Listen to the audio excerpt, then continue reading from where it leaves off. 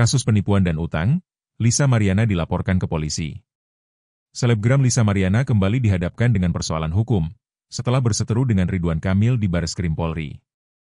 Kini, Lisa Mariana dilaporkan atas dugaan penipuan dan utang piutang.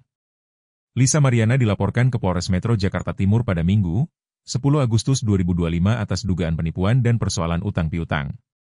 Pelaporan terhadap Lisa Mariana dilakukan oleh teman Lisa Mariana yang berprofesi sebagai model.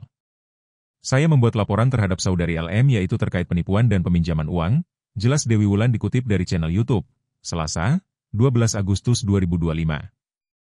Dewi Wulan pun menceritakan awal mula terjadinya permasalahannya dengan Lisa Mariana.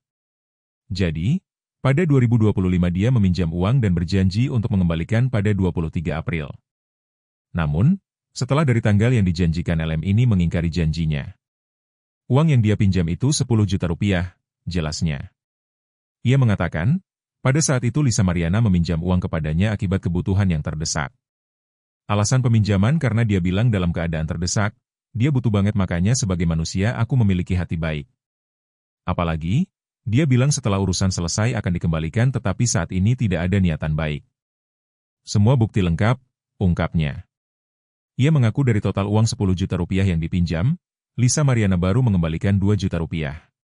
Dia baru membayar 2 juta rupiah, padahal pada awal dia berjanji akan membayar 5 juta rupiah dahulu, paparnya. Selain utang piutang, Dewi Wulan juga melaporkan Lisa Mariana atas dugaan penipuan. Hal itu bermula saat dirinya tertarik untuk membeli baju tidur. Sayangnya, barang yang dipesannya tidak kunjung diterima olehnya. Download Tribun X sekarang, menghadirkan lokal menjadi Indonesia.